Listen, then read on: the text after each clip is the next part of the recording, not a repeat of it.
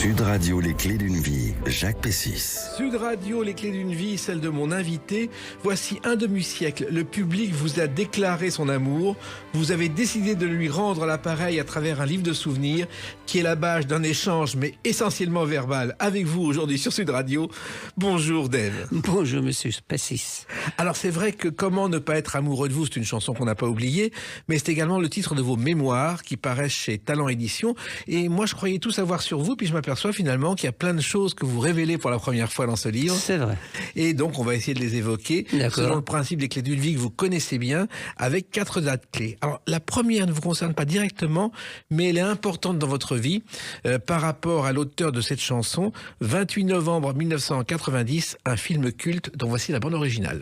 Pretty woman, walking down the street, pretty woman, the kind I like. Et c'est vrai que ce film qu'on connaît, on ignore souvent que le compositeur s'appelle Roy Orbison et que c'est quelqu'un qui a compté pour vous. Ah, c'est pour moi, c'est vraiment l'exemple.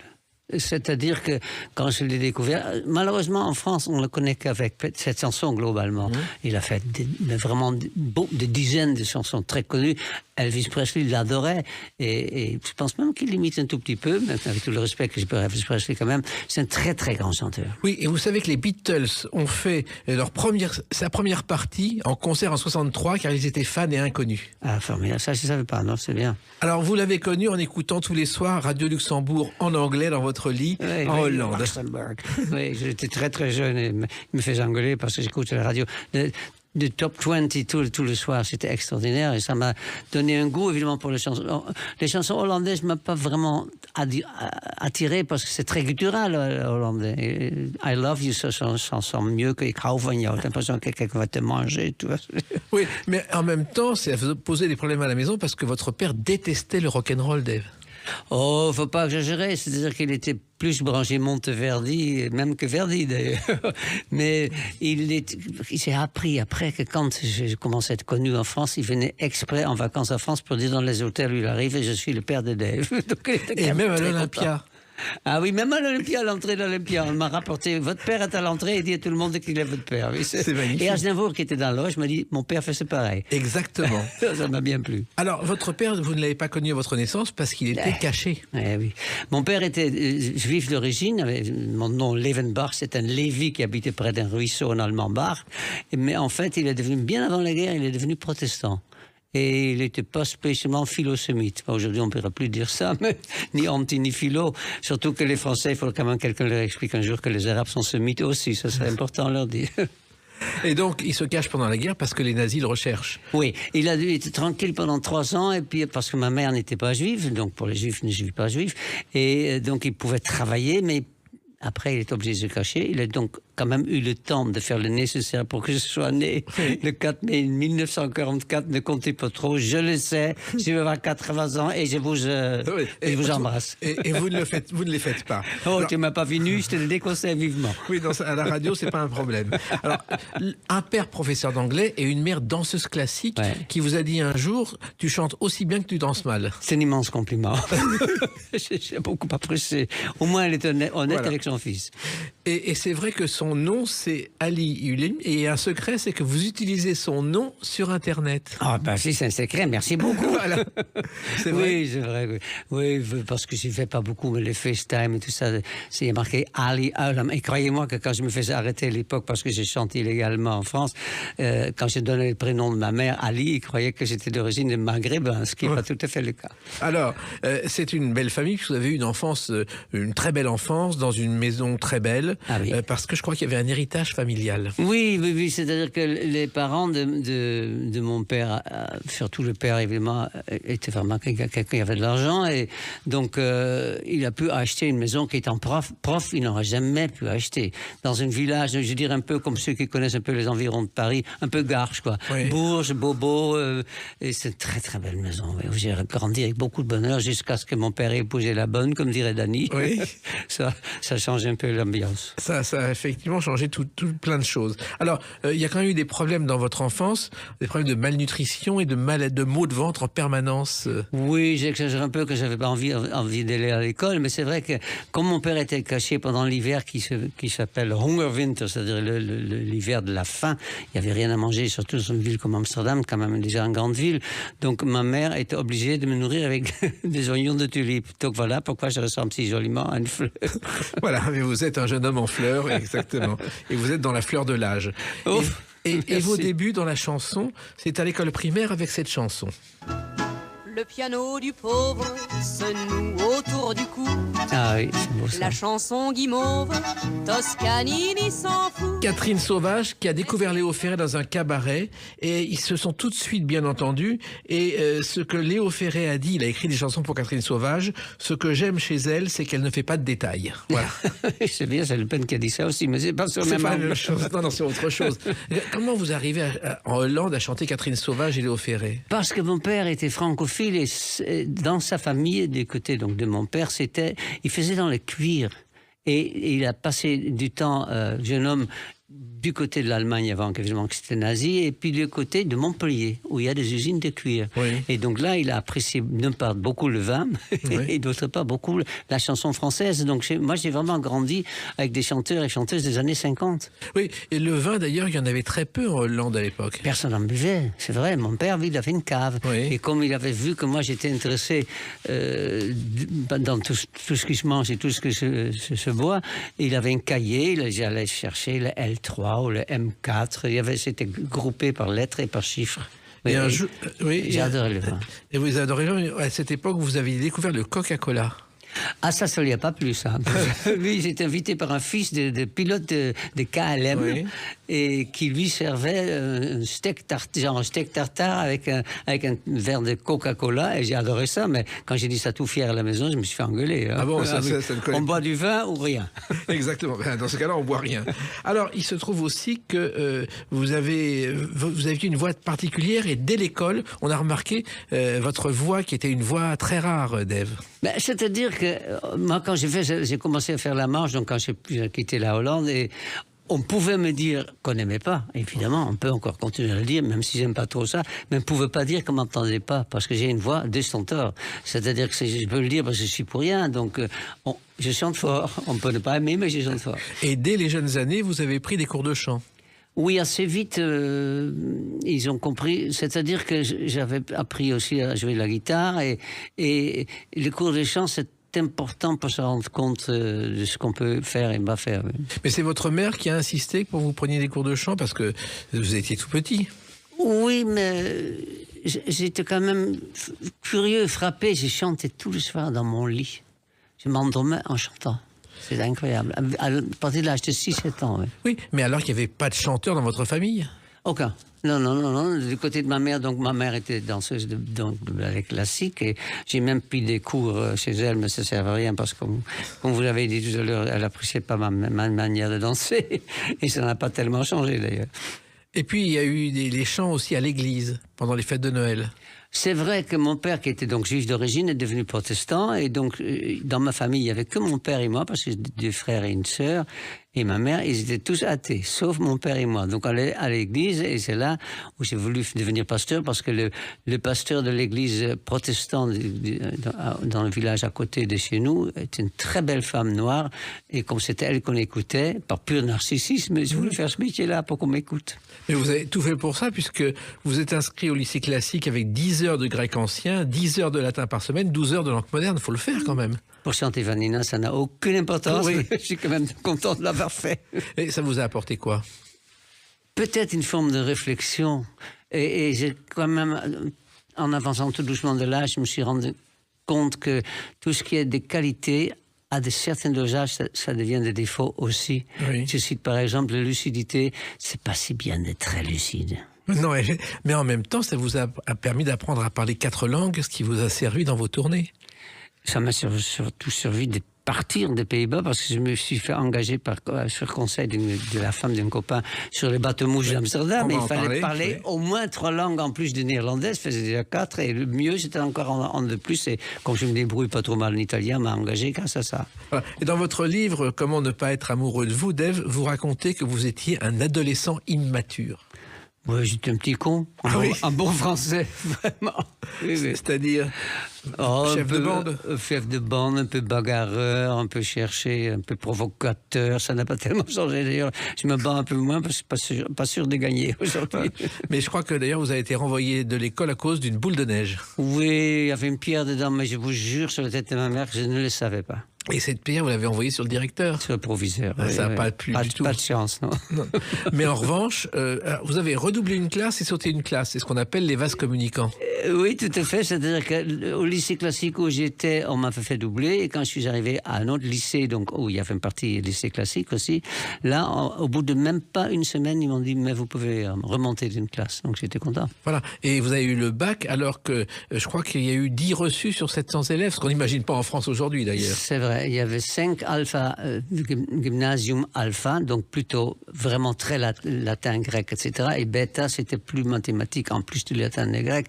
Et c'est vrai qu'avec ça, c'est formidable. Mais qu'est-ce qu'on peut faire dans la vie avec ça? Rien. Devenir pasteur, ou faire des droits, des choses comme ça. Oui, mais en même temps, c'était une belle réussite parce que tout le monde n'avait pas le bac à cette époque-là. C'est une belle réussite, mais ça donne des gens prétentieux, pedants et insupportables.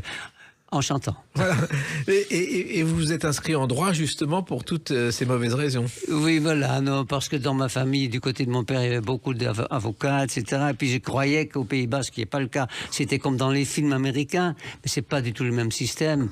Donc très vite, j'ai compris que c'était pas pour moi. Et comme je m'intéressais beaucoup aux langues, je suis devenu étudiant en néerlandais. Ça ne sert à rien non plus, surtout si on chante tous les soirs dans les boîtes, qu'on termine à 4 heures le matin et qu'on ne se réveille pas au bon moment pour aller à l'université. Ça, c'est la suite qu'on va évoquer à travers une autre date, le 27 août 1968. À tout de suite sur Sud Radio avec Dave. Sud Radio, les clés d'une vie, Jacques Pessis. Sud Radio, les clés d'une vie, mon invité Dave. Votre livre de mémoire, Comment ne pas être amoureux de vous, chez Talent Édition. Un livre où on apprend, je dis, plein de choses sur vous, parce que finalement, vous avez beaucoup parlé, mais dit beaucoup de bêtises et parfois des choses qui n'étaient pas vraies pour être tranquille. Oui, quand ça peut être utile, oui, c'est vrai. Vous savez, les gens ne le savent pas trop, mais c'est là où je suis donc pédant parce qu'il est helléniste. Le mot hypocritos en grec veut dire acteur. Oui. Donc je me sers un peu de ça. Je suis aussi acteur. Le 27 août 68, c'est votre première télé. Vous êtes au Palmilles de Cannes et vous expliquez à José Arthur pourquoi vous avez décidé de devenir chanteur et vous chantez Si je chante, qui est une chanson totalement oubliée. Oui. On se souvient de celle de Sylvie Vartan, mais c'est le même titre. Il n'y a pas de justice. Voilà. Et cette télé n'a pas marché du tout et le premier disque n'a pas marché du tout. Ah, je me souviens pas du Premier ministre. C'était Si je chante, première télé. Ah oui, d'accord. Oui. Moi, je me souviens quand même que j'ai été 2e et 3e, c'était M. Bachung. Exactement, oui. Ça, c'est quand même intéressant. Qui chante d'ailleurs très très bien. Oui, mais Si je chante et cette émission de télé au Palmilles de Cannes, c'est pas désagréable de commencer au Palmilles de Cannes pour une émission de télévision. Non, mais j'aurais bien été un peu mieux payé, mais sinon c'était bien. Alors, la chanson, je crois que ça a commencé en Hollande avec un groupe qui s'appelait Les Millionnaires. Oui, parce que c'est assez drôle comment m'est arrivé mon nom de chanteur, parce qu'en fait, comme je dis, c'est vraiment prétentieux, j'avais traduit mon nom en latin. Alors, David, c'est vraiment le roi David dans l'Ancien Testament, qui chantait, qui jouait en s'accompagnant la guitare pour le roi Saoul qui était malade, donc ça, je trouvais joli de m'appeler David. Et mon nom latin, latinisé, traduit en latin, c'est Rivus Vitae, Levenbach, Rivus Vitae. Quand je suis arrivé chez Phonogramme, Philips, déjà à l'époque, bien hollandais, comme les Français ne savent pas toujours, mais Philips, c'est hollandais. On est d'accord, oui. Et j'ai reçu une lettre, tout simplement, de la direction, en disant, vous allez vous appeler Dave Rich. J'étais tellement content de faire un disque que j'ai accepté tout de suite. Et c'est Barclay qui m'a dit, Dave Rich, peut-être pas tout de suite, on va juste garder Dave. C'était bien vu. Et pourquoi Dave Rich ? Alors, parce que Rivus Vitae, je voulais garder au moins une syllabe, puis peut-être qu'il y avait un petit espoir aussi là-dedans. Alors, ça, c'est les premiers disques, mais votre premier enregistrement, lorsque vous avez entendu à la radio, vous avez failli avoir un accident. Oh, l'accident, c'est beaucoup de choses, mais j'étais tellement content que j'ai fermé mes yeux que j'ai failli rentrer dans un arbre, c'est vrai. Mais votre premier prénom, Wouter, personne vous appelle Wouter? Mes deux frères. Mes deux frères encore, peut-être encore quelques nièces, quelques neveux, mais globalement, on prononce ça Wouter, parce que Wouter, pour un chanteur, c'est peut-être pas tout ce qu'il faut faire. Voulez-vous Wouter? Non. Mais Wouter, c'est en fait un prénom très germanique, parce que né pendant les guerres, mon père a décidé de m'appeler mon frère Martin, ma sœur Elisabeth et moi Wouter. C'est pas vraiment des prénoms très sémites, hein. Non. Alors, il se trouve aussi que vos débuts, vous l'avez expliqué, vous avez été guide sur des bateaux-mouches en Hollande. Oui. C'est une façon de gagner votre vie? Ah, j'ai adoré faire ça, oui, parce que j'aime bien faire la Manche aussi. Enfin, j'aimais, parce que là, je suis pas âgé pour le faire. C'est l'avantage de passer inaperçu auprès du fisc, donc c'est pour ça que c'est quand même très bien. Et c'est vrai que sur le bateau-mouche, on faisait 5-6 fois le tour de presque 1 heure par jour pour montrer la ville d'Amsterdam, et je pouvais donc dire en plusieurs langues, à droite la maison de Rembrandt, on your right hand, the house of Rembrandt, etc. Destra la casa de Rembrandt, mais je ne veux pas ennuyer trop les auditeurs et les auditrices de Sud Radio, quand même. Mais enfin, à la fin, vous disiez, n'oubliez pas le pourboire, n'oubliez pas le guide. Ah, quand même. Et ils étaient généreux parce que vous aviez trouvé une astuce, Dave. Oh oui, je me mentais déjà. Je disais que c'était pour faire un voyage, que je voulais devenir pasteur et je voulais faire un voyage à Israël. À l'époque, c'était pas encore très dangereux, donc on trouvait ça très beau, donc ils payaient. Voilà. Sauf les orientaux qui donnent des cadeaux, et pas de pouvoir. J'ai eu plein d'éventails, mais ça sert à rien. Je peux faire de l'argent. Surtout en Hollande où il fait quand même pas un climat... Non, il y a un Mistral tous les jours. Alors il se trouve que ça vous a permis d'acheter un bateau avec un copain et de démarrer, parce que ça on le sait, vos voyages en péniche qui ont duré longtemps. Oui, j'ai toujours adoré les péniches, oui, c'est vrai. Et j'ai aucun problème de prononciation. Non, d'accord. Mais ça, vous avez quand même... ça s'appelait, je crois, le Justus. Oui, le Justus. On a fait Amsterdam et lui, après, quand j'ai quitté le bateau, il a continué jusqu'en Indonésie, donc il a vraiment fait de la mer. Moi, je suis parti à un moment parce qu'il n'avait pas tout à fait les mêmes mœurs que moi, et comme je l'aimais beaucoup, il n'y avait évidemment pas de possibilité pour des rapprochements inavouables sur le sud, donc je suis parti. Et vous traversiez les écluses, ce qui était compliqué quelquefois. Ah ben les éclusés, j'ai pas commencé aujourd'hui, mais à l'époque on appelait ça, si je ne m'abuse, des retraités privilégiés, donc les anciens blessés de guerre et tout ça, qui étaient pas très rapides, vraiment qu'un bras, une jambe au pire, et donc pour contourner les écluses pour les ouvrir, ces 4 portes, c'était long. Donc j'ai beaucoup marché le long des canaux, plus que était sur le bateau. Et on apprend une chose dans votre livre, c'est que les éclusiers vendaient des poulets et des salades Ah oui, ils faisaient des petits extras, vraiment pour les revenus, oui. Ça c'était pratique. Et il y a un feuilleton de télévision où vous n'étiez pas là, qui s'appelle L'Homme de Picardie. Si, j'étais là. Qui a été le feuilleton le plus suivi à la télévision. C'était le quotidien d'un marinier avec les problèmes des Français moyens. Et ça a marché parce que c'était juste après mai 68 et que les Français voulaient retrouver le pays tel qu'ils le connaissaient. Voilà, je cherche le nom du monsieur qui était... Christian Barbier. Exact, ça fait qu'il y avait un B. Oui, Christian Barbier. Oui. Alors, vous avez commencé à faire la Manche. Je crois que c'est à Namur et puis à Paris. Et la chanson que vous interprétiez en français, c'était celle-ci. Depuis que je suis né, j'ai vu mourir des pères, j'ai vu partir des frères et pleurer Le des Déserteur, enfants. que Boris Vian a écrit, personne ne voulait la chanter et Mouloudji a été volontaire. Résultat, censure immédiate à la radio. Oui, évidemment, il chantait très très bien. Mouloudji, que j'ai bien connu, que j'aimais beaucoup, et Boris Vian le chante aussi lui-même, évidemment, et c'est mon père qui m'a fait connaître cette chanson, et il avait vécu aussi... comme moi d'ailleurs, ces problèmes avec certains militaristes qui n'étaient pas tout à fait d'accord avec le texte. Oui. Des messieurs avec des bérets basques et des baguettes sous le bras qui me disaient « Qu'est-ce que tu chantes ?» Je dis « Je ne sais pas, je ne comprends pas. » Et vous avez commencé à faire la Manche parce qu'il n'y avait pas d'autre solution, que c'était finalement pas mal. Hein. Ah ben j'ai adoré faire ça, ouais, vraiment. C'est-à-dire que à l'époque à Saint-Tropez où je suis allé plusieurs étés parce qu'on m'avait conseillé dans les crêperies à Paris où j'ai chanté que c'était des endroits où il voulait aller. À l'époque c'était pas si connu que ça Saint-Tropez. On connaissait Cannes, des villes comme ça, mais pas.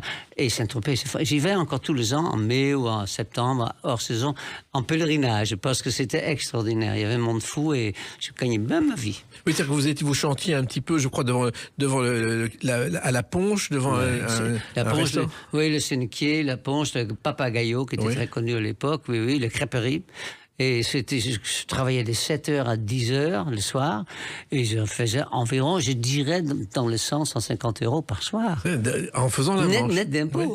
Et vous aviez un rival qui était coin-coin. Ah oui, avec son petit bicycle vélo, oui, j'étais très connu à l'époque, très célèbre. Ah bah oui, il s'appelait Bernard Munier. Ah, je savais pas. Et donc il avait son monocycle et il faisait aussi la manche.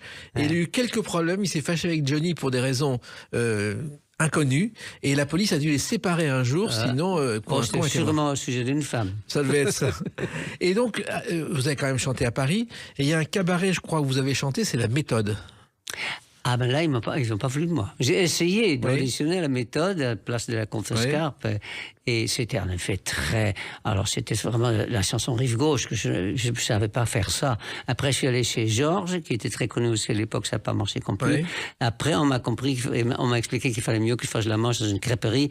L'avantage des crêperies, je dis ça pour ceux qui veulent faire la manche, crêperie, pizzeria, les clients changent beaucoup plus vite, donc c'est mieux pour l'argent. La Méthode, pour votre information, c'est Romain Bouteille qui a débuté. Il y avait un plongeur qui s'appelait Coluche, qui a vu Romain Bouteille et qui a dit « je veux faire la même chose ». Et c'est comme ça que Coluche a débuté à La Méthode. Ah oui, c'est vrai, mais c'était un bel endroit, mais je pense que ça n'existait plus depuis longtemps. Non. Et la crêperie Saint-André-les-Arts, en revanche, elle existe. Et là, vous avez remplacé le chanteur maison qui avait quelques problèmes de santé, je crois. Oui, en fait, il est allé voir ses parents en Angleterre et il est d'origine écossaise. Il s'appelle McCall. Il a un grand-oncle qui était même vice-roi des Indes. Donc, et il est très chic, mais là, malheureusement, il a fait lui aussi des disques qui n'ont pas marché. Et donc, c'est pas facile. Il a une toute petite retraite. Mais c'est vraiment resté un frère pour moi. Donc. Il s'appelle Charles Brutus Maclay. Moi, je me souviens dans mes jeunes années l'avoir interviewé en kilt. Il arrivait en kilt, je crois. Il n'y avait rien dessous. Oui. Voilà, exactement. Et lui a fait aussi une... Il n'était pas pédé du tout, il était normal. Pardon pour les auditeurs homosexuels.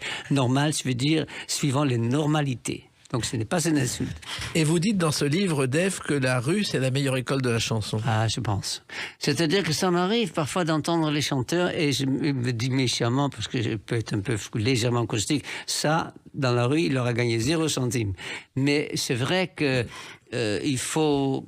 Moi, je peux entendre qu'on n'aime pas, mais je ne peux pas entendre qu'on ne m'a pas entendu, parce que la force, il y en a.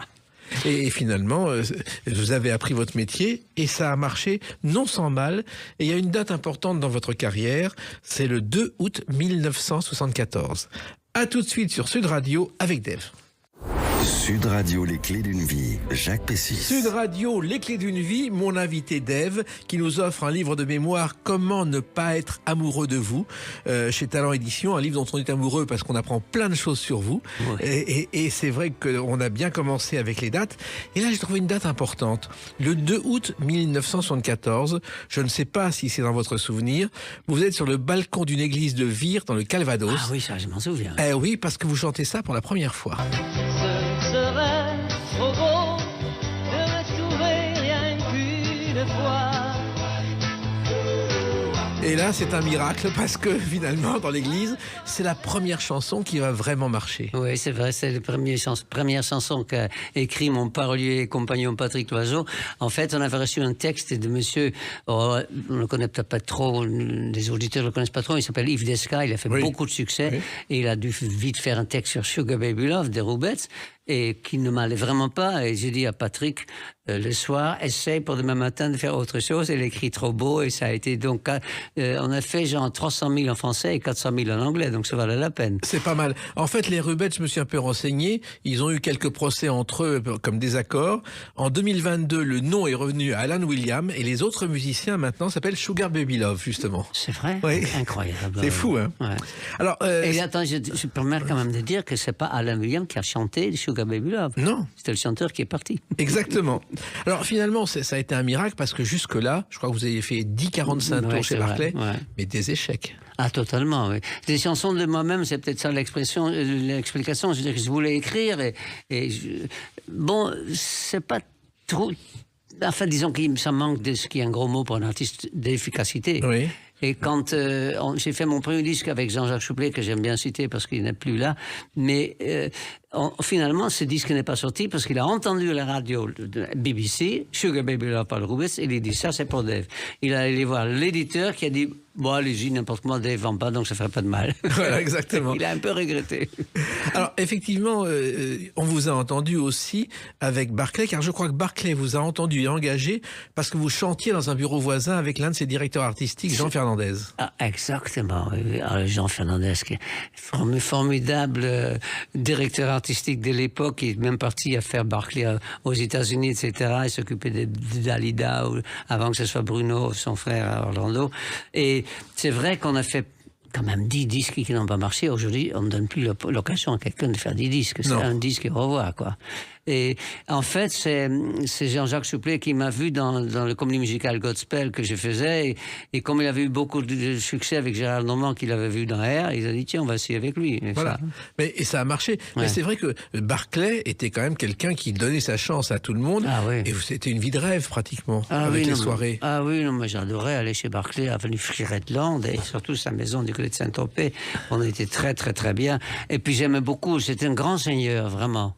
Et quand j'ai dit la prochaine fois que je viens dans le coin, je viendrai te voir, il m'a répondu tu viendrais pas parce que tu viens dans le coin, tu viendras pour me voir. Et je trouve ça en nuance très intéressant. Et très juste. Et il y a quelqu'un qui a aussi beaucoup cru en vous et qui vous a soutenu pendant ces années difficiles, c'est Mick Michel. Mick Michel qui a été meneuse de revue au Casino de Paris pendant les 3 ans où Lynn Renaud est parti à Las Vegas, qui a écrit un jour en tournée une chanson Un gamin de Paris dont Montand a fait un succès et qui a fait des sculptures sur métaux qui sont aujourd'hui très cotées. Oui, c'est extraordinaire. Et elle m'a entendu, c'est vos confrères d'RTL à l'époque dans l'émission de Philippe Bouvard. Et RTL non-stop. RTL non-stop. Et je l'ai entendu dire à l'antenne, ce garçon a vraiment quelque chose, je vais le recevoir chez moi. Et comme c'était, comment pourrais-je dire, un peu inquiet, j'ai pris ma douche, je suis préparé à toute éventualité pour aller le voir au 48 impasse de Passy. Je me souviens même encore de l'adresse. Et c'était vraiment que pour les chansons et pas pour mon corps. Oui, et puis elle a été une productrice de télévision. Ah oui, sacrée soirée. Et non, ce sacré métier. Sacré métier, c'est sacré métier. Vous faites cette émission en 69 avec des journalistes qui vous posent des questions et vous avez d'énormes lunettes. Oui, c'est vrai, oui, parce que je ne voyais rien. Ouais. En fait, j'ai eu les lunettes jusqu'au mai 68 où on m'a cassé les lunettes et j'ai essayé des lentilles, oui, c'est vrai. Voilà, mais c'est vrai que dans ces émissions, on demandait d'abord que vous aviez un fort accent hollandais quand vous chantiez. Que j'ai pas d'oreille. et elle vous a permis de faire votre première tournée, je crois. C'est vrai, avec Mick, oui. Enfin, non, mon premier tournée, c'était avec Nana Mouskouri, parce que son impresario, on ne dit plus, Monsieur Ribet, Roland Ribet, il s'occupait de Nana et il m'a mis en première partie de Nana Mouskouri avec Claude Vega en vedette américaine. C'était formidable. C'est en 1969, je voyageais avec le présentateur comique qui était nudiste, donc il m'a amené comme nudiste. Je me demandais ce qu'il foutait là, mais je me suis rendu compte que je trouvais les femmes âgées plus jolies que les hommes âgés. Voilà. Alors, il se trouve que Claude Vega, on l'a un peu oublié, il nous a quittés il y a à peu près 2 ans. Il a été le premier imitateur de Brigitte Bardot. Et la Calas. Et à l'époque, c'était un événement. Ah oui, c'était déjà une première vedette de l'imitation, en fait. Ouais, exactement. Et bien avant Thierry Leluron et Laurent Gérard. Oui. Alors, ces gars-là étaient assez particuliers. Je crois qu'un soir, vous avez été payé d'Ève en pièces de 20 centimes. Oui, mais ça, c'est des choses qui arrivent. C'était pour embêter l'administrateur de la tournée. Ouais. C'est une grosse somme. Hein. Pas que moi, hein. C'était pour tout le monde, pour Nana, pour Claude Vega. C'est un grand sac de pièces. Mais comment ça se fait? Mais parce qu'il est dû aller à la banque pour avoir les pièces au lieu de... Je sais pas combien ça coûtait à l'époque, mais aujourd'hui, on va dire, c'est 15 000 euros. Oui. En petites pièces, ça fait beaucoup de pièces. Vous savez que Francis Blanche a fait la même chose. Il avait, comme toujours, des problèmes avec le fisc. Donc, l'huissier vient chez lui pour chercher l'argent. Il avait préparé des sacs en pièces de 10 centimes. Et résultat, l'huissier, en descendant l'escalier, a cassé le sac et toutes les pièces se sont étalées. Et il a dû tout ramasser. Si on peut embêter les fiscs, on le fait. Vous avez aussi fait de l'Olympia avec Annie Cordy et ça a été important. Ah oui, c'était ma première Olympia. Et puis j'ai vraiment une belle histoire d'amitié avec elle et son mari Bruno. Elle m'a appris aussi des choses, beaucoup de choses. Et En fait, dans mon métier, les femmes, donc Annie Cordy, Nana Mouskouri, Mick Michel, c'est des femmes qui m'ont vraiment apporté des choses. Et je crois que ce que vous a appris Annie Cordy, entre autres, c'est signer des autographes à tout le monde. Oui, il faut savoir qui a payé votre dernière voiture et votre loyer à la rigueur. Donc, il faut être disponible, quoi. Et il y a certains artistes que je ne citerai pas, mais qui en effet font la gueule au bout de 10 minutes et s'en vont. Non, ils sont là, on est là pour eux. Linda Lemay, aujourd'hui, qui est une chanteuse québécoise qui vient en France, chaque fois après un Olympia ou une tournée, elle reste avec le public, mais jusqu'à 1h du matin pour signer et parler avec le public. Ouais. Je peux prétendre avoir une crise cardiaque avant. Mais...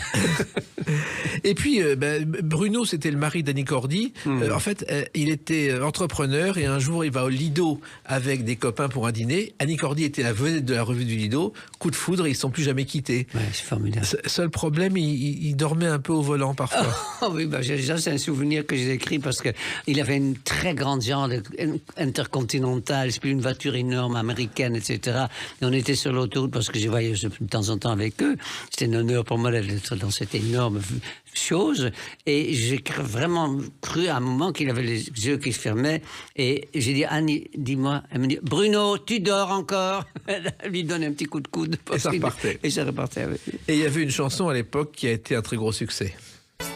Dansez maintenant, tout l'été, aimez-vous sur le sable.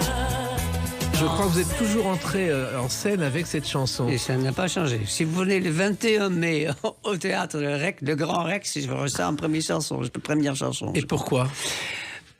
En fait, au début, je n'aimais pas trop la version de cette chanson qu'a fait le formidable arrangeur Guy Mattioni, qui, Dieu sait, a fait des choses formidables pour moi et pour d'autres. Mais j'aime pas trop ce tempo. Et maintenant, sur scène, je le fais un peu plus jazzy, mais c'est quand même... C'est mon seul succès aux Pays-Bas, déjà. C'est quand même étonnant. Hein. Ouais. Mais comment ça se fait? Je pense que les chansons françaises, à part auprès d'une certaine intelligentsia, c'est pas le genre de chansons qu'ils peuvent aimer, quoi. C'est pareil pour l'Allemagne. Hein. Il y a parfois des exceptions. Il y a France Gall, François Hardy. Il y en a qui ont marché quand même en Allemagne et aux Pays-Bas. Mais c'est pas, ils ont plus un goût pour la chanson. Ils vont pas m'aimer quand je dis ça. La chanson de la bière, des choses comme ça, un peu carnavalesques. Mais danser maintenant, ça a été un immense succès. Énorme, ouais, ça, ouais. Et vous n'en vouliez pas? Ah si, je peux pas dire que je n'en voulais pas. Je suis trop intéressé, je peux pas vouloir ce que ça peut rapporter. Voyons, soyons honnêtes. Alors, pour être honnête, il faut dire que vous avez connu aussi une chose exceptionnelle. Ce sont les tournées d'été sur les podiums, qui n'existent plus aujourd'hui. Et là, j'en ai parlé l'autre jour dans un de ces radios. J'étais faire un petit peu ce qu'on appelle la promo, ce que nous sommes en train de faire grâce à vous et grâce à Sud Radio. Mais c'est vrai qu'il y avait le podium européen et après le podium RMC aussi après. Et j'étais tourné le long de la plage de Dunkerque jusqu'à Bayonne, quoi. Et c'était gratuit, donc il y avait, suivant l'endroit, entre 2000 et 12 000 personnes. Et c'était formidable. Je l'ai fait la première fois en première partie de Michel Delpech, puis après, je l'ai fait plusieurs fois en vedette, comme on dit plus. Ouais. Ouais. Et ça fonctionnait très bien. Ouais. Il y a eu quand même un concert difficile un soir, je crois que c'est le 17 novembre 93, lorsque la France a perdu un match de football contre la Bulgarie. Oui, je pense que comme on a tous le mémoire sélectif, la France a préféré oublier, mais on était quasiment sûr que la France allait aux États-Unis pour le jeu du monde. Et 10 minutes avant la fin, il y a la Bulgarie qui met un but, et dans la salle à côté du stade, il y avait une personne qui a fait un grand sourire, c'était Sylvie Vartan, parce que les Bulgares d'origine. Sinon les autres n'étaient pas contents. Et les grandes tables pour le joueur, où il y avait des drapeaux français et américains, ils sont pas venus. Hein. Voilà. Et donc, vous avez chanté pratiquement devant une salle vide? Non, s'il y avait du monde, mais ils étaient beaucoup plus malheureux que je m'imaginais, parce que, bon, on a perdu le match, c'est pas drôle. Mais en fait, il y avait beaucoup d'hommes d'affaires qui allaient faire beaucoup d'affaires et qui ne sont plus allés aux États-Unis. Voilà. Et le seul qui vous ait félicité, c'est Johnny.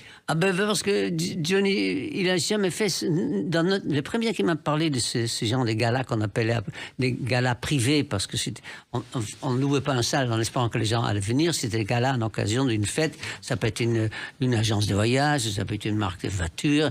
Et donc, on sait qu'il y a entre 400 et 1000 personnes, si ont la taille de la salle, mais on n'est pas responsable du monde qu'il y a.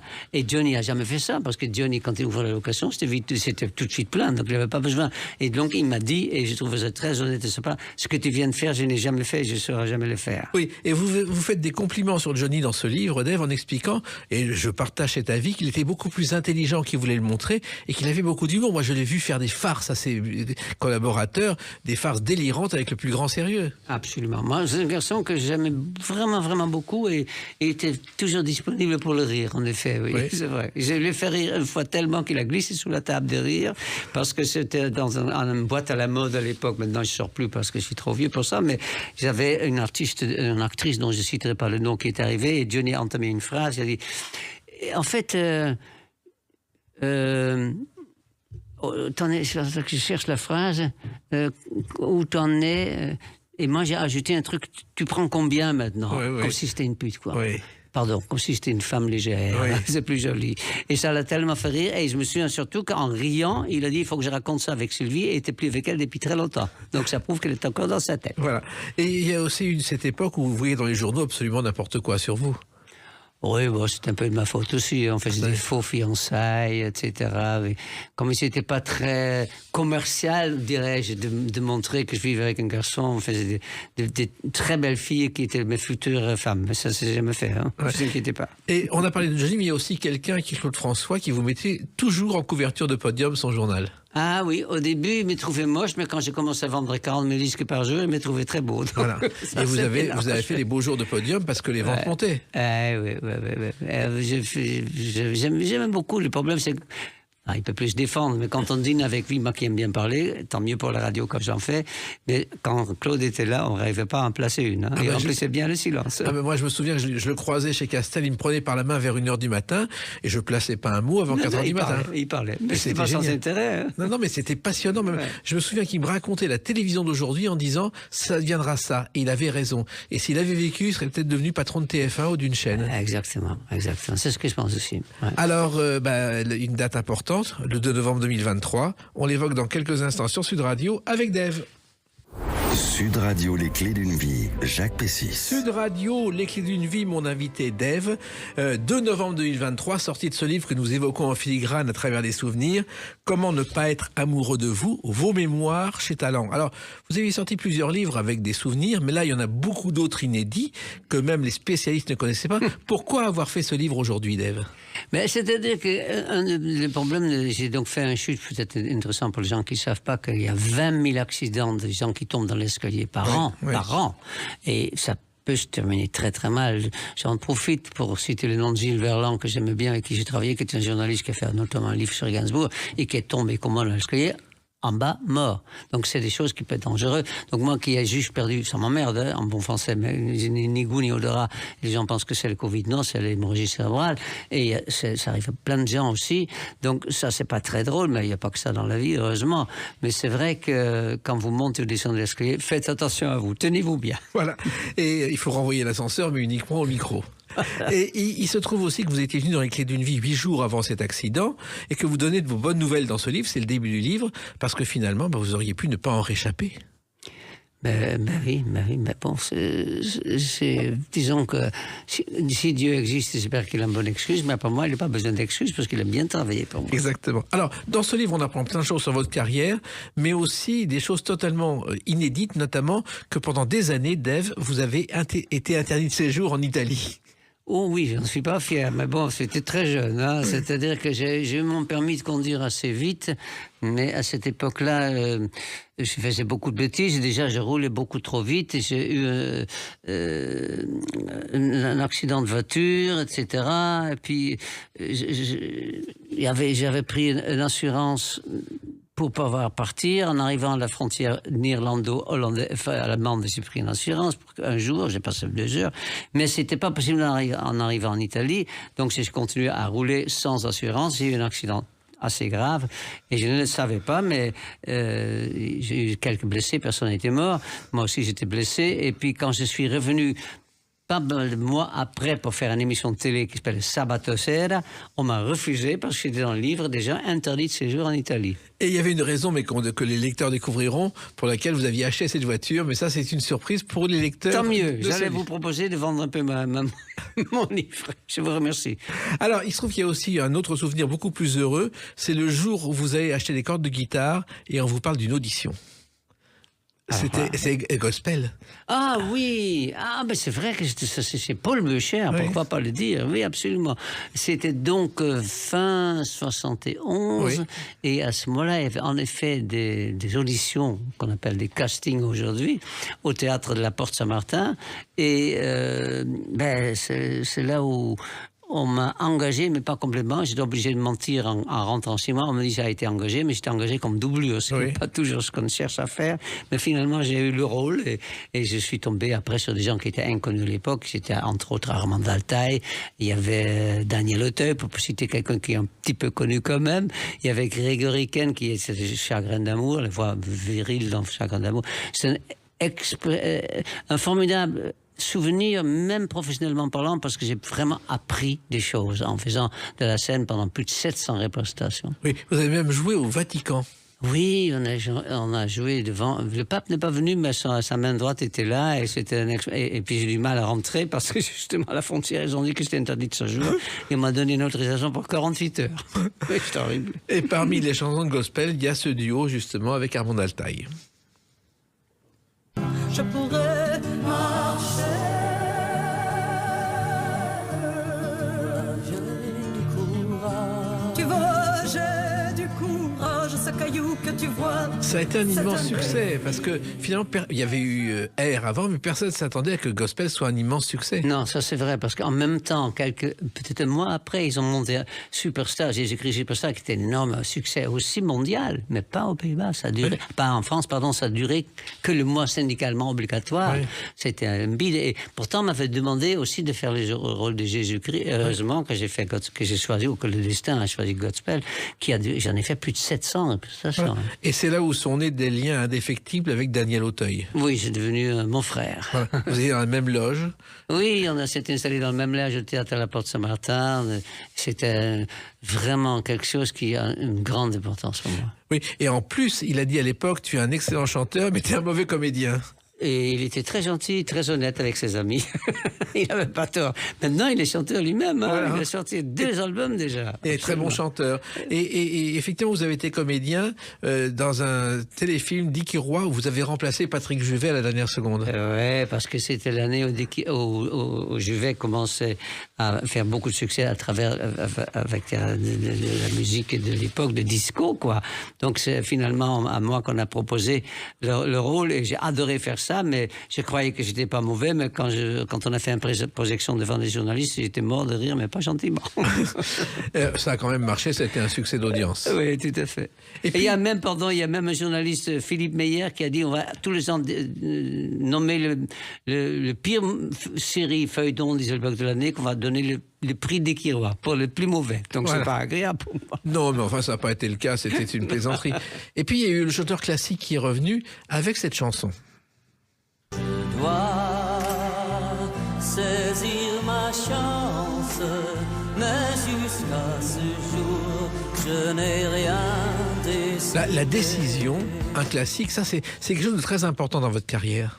C'est-à-dire que c'est d'après Neuf de Brahms, et c'est vrai que quand j'ai entendu ça, j'ai trouvé ça étonnant. Patrick Mazot a fait les paroles, et c'est dans ce qu'on n'appelle plus le tour de chant, maintenant on dit song list, mais ça m'embête, moi je le dis à la française. Oui.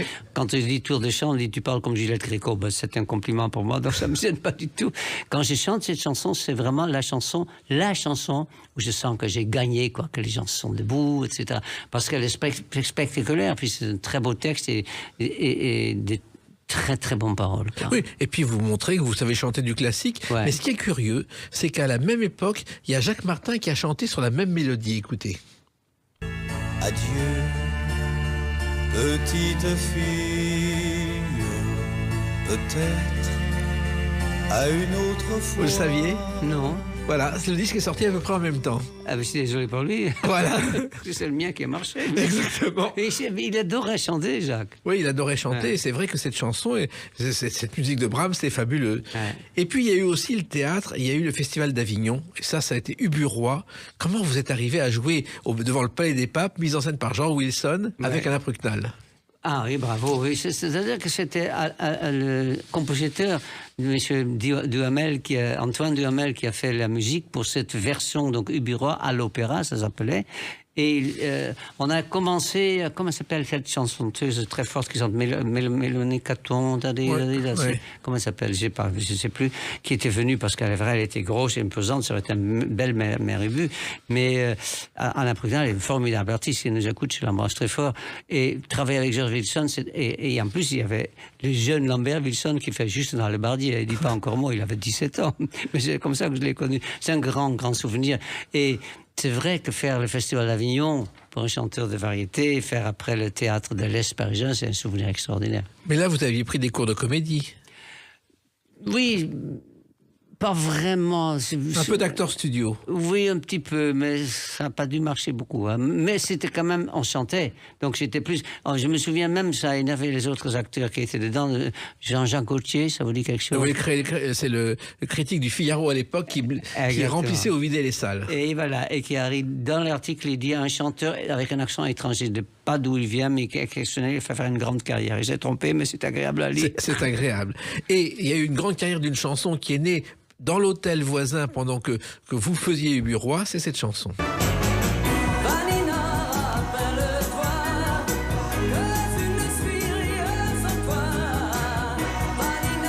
Chanson écrite effectivement à Avignon par Patrick Loiseau. Par Patrick Loiseau. C'est-à-dire qu'il avait. J'étais donc à Avignon pour Ubu, et puis il a commencé à faire le texte sur une chanson avec laquelle je faisais la manche d'une chanteuse qui s'appelle Del Shannon, et la chanson s'appelle Runaway. Et quand on est arrivé avec le texte à Paris, le directeur artistique Jean-Jacques Chouplet a dit c'est pas mal, mais il faut mettre un prénom de fille. Et sa meilleure amie s'appelle Vanina. Et on le remercie. Et en même temps, vous avez changé quelque chose pendant l'enregistrement? Ah, ben oui. C'est-à-dire que dans la version originale, il y a un orgue farfisa pour le spécialiste qui fait le ta-ta-ta-ta-ta, Vanina. Et le preneur de son, Bernard Estordi, très célèbre à cette époque-là, a dit essaye de chanter là-dessus. Et il a eu bien raison, je pense que c'est l'explication. Pour vendre 40 000 disques par jour aujourd'hui, ça se fait plus. Hein. 40 000 disques par jour à une époque où un disque d'or aujourd'hui c'est 50 000. Oui, à l'époque c'était un million. Hein. Ouais. Mais qu'est-ce que c'est cet orgue particulier? Parce que les non-spécialistes ne savent pas ce que c'est que l'orgue que vous avez utilisé. Le farfisa, je pense que ça doit être italien. Ouais. C'est avant le synthé. Hein, oui. donc, mais il y avait des instruments qui produisaient des sons un peu spéciaux. Et ça ressemble peut-être un peu à un orgue à monde, mais c'est beaucoup plus petit. C'est vraiment qu'on en voit beaucoup. C'est un synthé. Alors, il y a aussi quelqu'un que vous avez vu débuter et vous avez cru en lui alors que peu de gens croyaient en lui, c'est Francis Cabrel. Ah, ben c'est-à-dire que c'est Jean-Jacques Chouplet, toujours directeur artistique, qui était donc directeur artistique de Francis, et qui a fait un premier album dont le titre était Le Mur de Poussière, oui. mais qui n'avait pas marché. Et comme à l'époque, on donnait quand même une deuxième chance, il a eu droit à un deuxième album. Mais avant de faire ce deuxième album, j'ai fait l'Olympia. Il me dit, tu peux pas le prendre avec toi à l'Olympia? Je dis, mais avec plaisir, parce que j'aimais beaucoup les chansons de ce garçon. Puis j'ai eu raison, hein, c'est à la longue. Sur le deuxième album, il y a une chanson dont vous vous souvenez sûrement, chers auditeurs et auditrices, qui s'appelle Je l'aime à mourir. Exactement, qu'il avait écrit d'ailleurs pour un concours de Radio Monte-Carlo en hommage à sa femme qui n'avait pas encore épousé. Exactement. Et puis quand on lui parle de sa carrière, il a la gentillesse de se rappeler de ce moment où il a chanté en première partie d'Élève. Oui, d'ailleurs en regardant pas le public. C'est vrai qu'il regarde un petit peu par terre, mais quand il a vendu beaucoup de disques, il a commencé à regarder un peu plus devant lui. Alors, malheureusement, il y a eu les années 80, il y a eu le disco, et là, vous avez les disques ne marchaient plus, et vous êtes rattrapé avec les discothèques et les croisières, Dave. Oui, parce que comment on appelle ça, la traversée du désert, n'est-ce pas? Sur un bateau, c'est normal. C'est tout à fait normal. Et c'est tout à fait le hasard de la vie. Il y avait mon manager, comme on disait à l'époque, secrétaire particulier, qui se trouve à Djibouti, dans la piscine d'un Sofitel dans lequel il y avait une dame qui nageait. Ils se sont mis à parler et elle programmait les bateaux, les paquebots de croisière paquet. C'était les Mermoz. Oui. Et donc, ils m'ont appelé pour demander si je voulais bien chanter sur les Mermoz. Et j'ai répondu très hollandais. Combien? Voilà. Ah non, c'est pas payé. Ah bon, non. Ils m'ont rappelé quand même. Et là, j'ai dit, ah oui, d'accord, ça arrive. Et vous avez fait beaucoup de croisières. Ah, j'adore. Parce que le public, ce sont des retraités qui dépensent tout leur argent pour... Moi, j'ai vu une dame qui fêtait sa 65e croisière. Ah oui, oui. C'est étonnant. Oui, je connais, j'ai rencontré beaucoup de gens dans ce bateau. Moi, j'aime bien écouter les gens aussi. On ne dirait pas par quelqu'un qui parle autant que moi, mais j'aime bien écouter et je sais écouter. Et c'est des gens qui ont vécu, qui ont des choses à dire. Ça ne veut pas dire qu'il n'y a pas des gens qui n'ont rien à dire, mais il y a beaucoup de gens qui ont des choses. Et j'ai adoré faire ça, vraiment. J'en ai fait jusqu'à 7 par an. Et ça va de la Birmanie jusqu'à l'Australie. J'étais partout avec ces bateaux. Alors, vous aurez l'année prochaine 80 ans, ça c'est clair, mais votre carrière est loin d'être finie, puisque d'abord il y aura un concert au Grand Rex, je crois. Le 21 mai. Et puis peut-être de nouvelles chansons, parce que ça manque, ça. Oui, enfin, disons qu'on avait compris que le disque est un peu à la fin de sa vie, oui. Mais n'empêche qu'on fait... Pas vous. Non, merci. Enfin, n'en sais rien. Mais en tout cas, on peut encore enregistrer et espérer qu'après les gens l'écoutent en streaming, comme on dit en vieux français maintenant. Donc c'est possible, oui. Et puis il y a une chanson aussi qui est classée parmi les chansons intellectuelles de votre carrière, c'est celle-ci. Si tu vas refaire un tour du côté de chez Swann pour y retrouver l'amour, ne prends pas le... Là aussi, vous n'y croyez pas, et puis il y a une convention CBS où ça a fait un triomphe. Oui, c'est vrai, je l'ai dit, ça c'est la version contre le sida, mais c'est vrai que quand Patrick Mazot a écrit sur cette musique de monsieur qui s'appelle Michel Sévy, ces paroles-là, j'ai trouvé ça, on va dire, un peu trop intellectuel. D'ailleurs, il y a des gens qui croyaient que Swan c'était une marque de charcuterie, oui. Donc c'était pas connu pour tout le monde. Mais ça a été, s'il y a 2 chansons qui restent, parce que souvent on demande à un chanteur qu'est-ce qu'il vous laissez quoi comme trace, et je réponds toujours que je ne suis pas un limace, oui. Donc c'est pas censé laisser des traces, mais il y a Vanina du côté de Swan, c'est sûr. Une chanson américaine, une chanson vraiment franco-française. Voilà. Et d'autres souvenirs et d'autres choses qui font partie de votre carrière et ce sont des traces de votre vie. Elles sont dans ce livre, Comment ne pas être amoureux de vous, chez Talent Édition, qui me permettra de vous découvrir autrement, parce qu'il n'y a pas que le chanteur, il y a l'homme, et on le comprend bien à travers ces pages parfaitement écrites. Rendez-vous au Grand Rex, et puis peut-être pour de nouvelles chansons. Écoutez, pourquoi pas. Merci Dave, en tout cas dans Les Clés d'une vie, vous serez toujours le bienvenu sur Sud Radio. Merci. Les Clés d'une vie, c'est terminé pour aujourd'hui, on se retrouve bientôt, restez fidèles à l'écoute de Sud Radio.